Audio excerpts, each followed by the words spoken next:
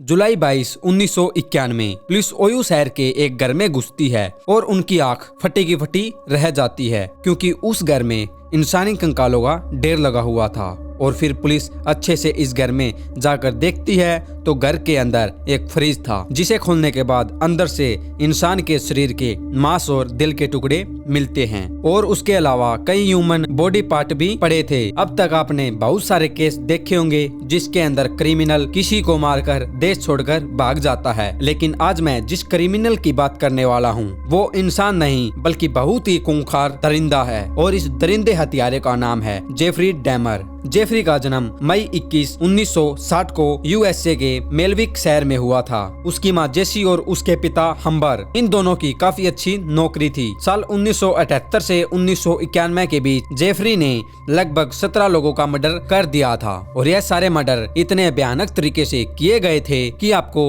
Murder नाम भी बहुत ही छोटा लगेगा। वो अपना शिकार मार देता और उसकी बॉडी को चीर फाड़ कर देता और फिर बॉडी के पार्टों के साथ कई तरह के एक्सपेरिमेंट भी करता था और कई बार बॉडी के साथ रेप भी किया करता था। अपने स्कूल के दिनों में जेफरी एक नॉर्मल बच्चा था जिसे देखकर शायद कोई यह कह सकता था कि यह बड़ा होकर इतना खूंखार दरिंदा इंसान बनेगा। जेफरी का बचपन मासूमियत में बीता था, पर जैसे जैसे वो बड़ा होता गया उसकी आदतें भी वैसे ही बदलती रही। जेफरी के टीन एज में कदम रखते ही उसकी हॉबी चेंज होती गई। अब उसे रोड पर मरे हुए जानवरों को काटने में और उनकी बॉडी के चीरफाड़ करने में बहुत ही मजा आता था। कई बार वो मरे हुए जानवरों की बॉडी के साथ चीरफाड़ करता और चीरफाड़ करके उसे केमिकल से भरे हुए बैरल में डाल देता था। यह सब वो अपने घर पे ही करता था। जेफरी की इन पागल हरकतों ने किसी का भी ध्यान नहीं खींचा। उसके केमिस्ट्री पिता अपने काम में व्यस्त रहते थे और उन्हें लगता था कि जेफरी के अंदर भी बाकी साइंटिस्ट की तरह चीजों को समझने की जिज्ञासा है। और दूसरी ओर उसकी माँ की हालात बहुत ही खराब थी। माँ बाप की तरफ से अटेंशन न मिल पाने की वजह से जेफरी अपनी टीन एज में काफी ज्यादा टेंशन में रहता था। कुछ रिपोर्टों से यह भी पता चला कि जेफरी ने एक बार खुद की जान लेने की भी कोशिश की थी। इसी टेंट पीरियड के चलते जब वह 14 साल का हुआ तो उसे यह एहसास हुआ कि उसे लड़की नहीं बल्कि लड़के पसंद है, लेकिन उस दौरान इस तरह के रिलेशनशिप सोसाइटी में बनाना सख्त मना किया गया था और वो भी किसी लड़के के साथ। इसी बात को ध्यान में रखते हुए जेफरी अक्सर सुबह जॉगिंग करने वाले एक आदमी को झाड़ियों में छुपकर देखता था और फिर अपनी काल्पनिक दुनिया में उसके साथ फिजिकली रिलेशन बनाता था, लेकिन एक्चुअली में यह सब पॉसिबल नहीं था। इसीलिए एक दिन उसने डिसाइड किया कि वह एक दिन उस आदमी को मार देगा और फिर उसकी डेड बॉडी के साथ अपनी मनचाही इच्छा को पूरी करेगा। अपने इस क्रिमिनल आइडिया को पूरा करने के लिए वो अपने बैट के साथ उसी जगह पर पहुंच जाता है, लेकिन उस दिन वो आदमी जॉगिंग करने के लिए वहां पर नहीं आता और जेफरी की जिंदगी भी बहुत ही बंदर होती जा रही थी क्योंकि एक तरफ थे उसके माता पिता जो कि हर वक्त लड़ते झगड़ते रहते थे और दूसरी तरफ उस टीन एज पीरियड जिसमें उसे कुछ समझ में नहीं आ रहा था कि मैं क्या करूं क्या ना करूं। फिर वो धीरे धीरे जानवरों को मारकर काटने लगा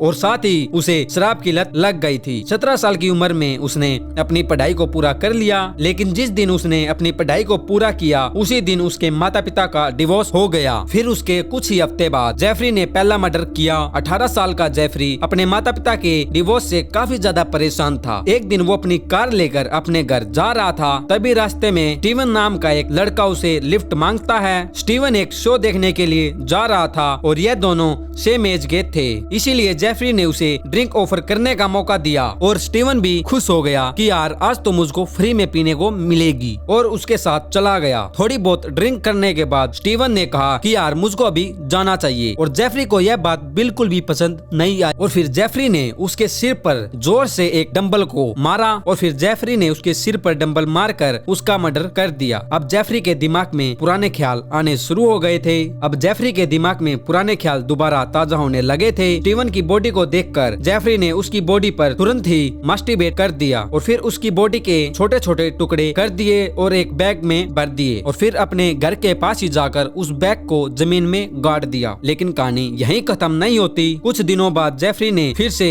वो गड्ढा खोदा और स्टीवन के बॉडी पार्ट निकाले और फिर बॉडी पार्ट से चमड़ी और मांस को अलग अलग करने लगा और लास्ट में जब स्टीवन की हड्डियां बचती है तो जेफरी ने हड्डियों के टुकड़े टुकड़े कर वुलैंड में अलग अलग जगहों पर बिखेर दिया। 1978 से 1981 तक वो आर्मी में रहा, लेकिन इसी दौरान उसने अपने साथ काम करने वाले लड़के डेविड का रेप कर दिया। डेविड का मानना था कि जेफरी ने उसे ड्रग्स देकर बेहोश कर दिया और फिर उसके साथ रेप किया। हालांकि किसी ने इस बात पर यकीन नहीं किया और फिर डेविड की जगह बिली जो को टारगेट किया। उसके बाद बिल्ली ने भी यही बयान दिया कि जेफरी ने उसके साथ भी रेप किया, वो भी कई बार। बिल्ली ने कहा कि जेफरी ने उसे बांध दिया और फिर बार बार रेप करता रहा। बिल्ली ने अपनी स्टेटमेंट में यह भी कहा कि जेफरी के पास एक रेप किट भी है, लेकिन किसी ने भी उसकी यह बात नहीं मानी। सबसे बड़ी चौंका देने वाली बात यह है कि जेफरी को बाद में आर्मी से निकाल दिया गया और अपने साथियों का रेप करने के जुर्म में उसके पिता ने जेफरी को उसके माँ के घर वेस्ट अलिस भेज दिया। अब वो अपनी नानी के घर पर रहता था, लेकिन यहाँ पर भी उसने अपना खूनी खेल जारी रखा। 1987 में उसने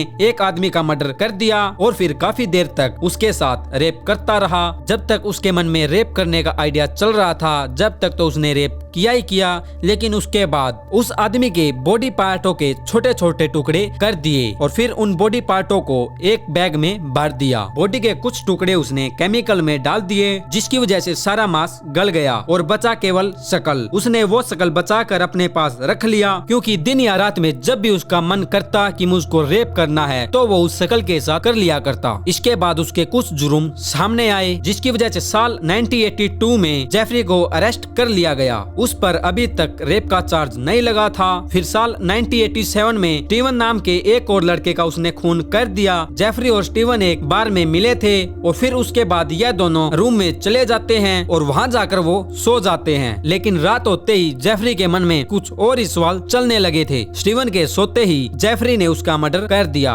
और आराम से सो गया। लेकिन जब इस मर्डर के बारे में पुलिस को पता चलता है तो फिर पुलिस ने जेफरी को पूछा कि तुमने यह मर्डर क्यों किया, और जेफरी का कहना यह था कि सर यह मैंने जानबूझकर नहीं किया और शायद मुझको लगता है कि यह मर्डर मैंने रात में नींदों में उठकर कर दिया। स्टीवन के मर्डर करने के बाद उसने सन 1988 में एक और मर्डर कर दिया और दूसरा मर्डर 1989 में किया। इसी के अलावा उसने 4 खून और किए। उसका खून करने का तरीका बहुत ही भयानक होता जा रहा था। अब वो अपने विक्टिम को मारने के बाद उनके बॉडी पार्ट को प्रिजर्व करने लगा। एक बार तो उसने एक मेल मॉडल का मर्डर कर दिया, उसके सिर में एसीटोन नाम के केमिकल में प्रिजर्व कर लिया। कई बार तो वो बॉडी के साथ अपनी फोटो भी लेता था और जो फोटो वो लेता था वो इतने भयानक थे कि वो जब बॉडी के टुकड़े टुकड़े करता था तब उन टुकड़ों के भी फोटो लेता था। एक बार जेफरी ने एक लड़के को बेहोश किया और उसके सिर में ड्रिल मशीन के साथ सुराख करने लगा। सुराख करने के बाद उसने गर्म पानी उसके सिर में डाल दिया और वो लड़का अभी तक नहीं मरा था। यह देखकर जेफरी को बहुत ही गुस्सा आया और उसका गला घोट दिया, जिसकी वजह से उसकी मौत हो गई। यह तरीका जेफरी को बहुत ही पसंद आया और फिर से उसने एक 14 साल के लड़के के साथ यही किया, लेकिन इस बार जेफरी गर्म पानी की बदले सिर में क्लोरिक एसिड डालता है। इसके बाद जेफ बियर लेने चला जाता है और वो लड़का मौका देखकर वहाँ से भाग जाता है। उस लड़के ने बाहर जाकर बहुत से लोगों से मदद मांगी पर किसी ने उसकी मदद नहीं की। लेकिन फिर उसको एक पुलिस ऑफिसर दिखाई देता है, लेकिन वो पुलिस ऑफिसर के पास जाता उससे पहले वहाँ पर जेफरी पहुँच जाता है। पुलिस ऑफिसर को जेफरी कहता है कि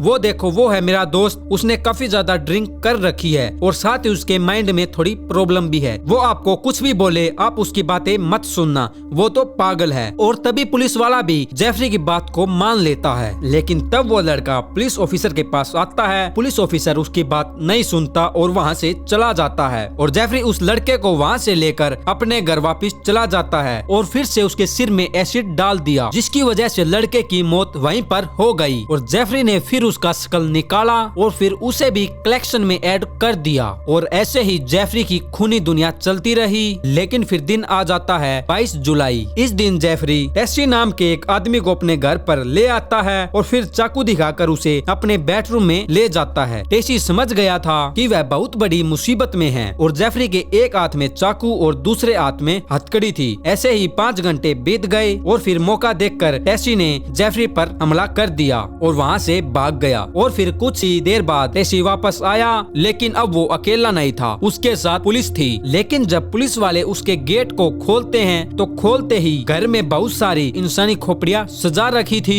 और साथ ही उनकी फोटो भी थी, जिनमें जेफरी खून करता साफ साफ दिखाई दे रहा था। पुलिस ने पूरे घर की तलाशी लेनी शुरू कर दी। जब पुलिस ने पूरे घर की तलाशी तलाशी लेनी शुरू की तो जेफरी के अपार्टमेंट में 7 शकल और फ्रिज में इंसानी दिल रखे हुए थे। कोर्ट प्रोसेस में जेफरी 15 मर्डर का दोषी पाया गया और फिर उसे उम्र कैद की सजा सुना दी गई। लेकिन 28 नवंबर 1994 को एक कैदी ने उस पर जानलेवा हमला कर दिया। लेकिन तभी जेफरी को वहां से हॉस्पिटल ले जाया गया। लेकिन जब तक जेफरी को हॉस्पिटल तक ले जाया जाता, लेकिन रास्ते में ही जेफरी की मौत हो गई थी। दोस्तों, आपको क्या लगता है, क्या जेफरी के इस क्रिमिनल माइंडसेट के पीछे उसका बचपन जिम्मेदार था या उसके माता पिता? आपके जवाब हमें कमेंट करके जरूर दें और साथ ही हमारे चैनल को सब्सक्राइब जरूर कर ले। और मिलते हैं जल्दी एक और ऐसी स्टोरी के साथ।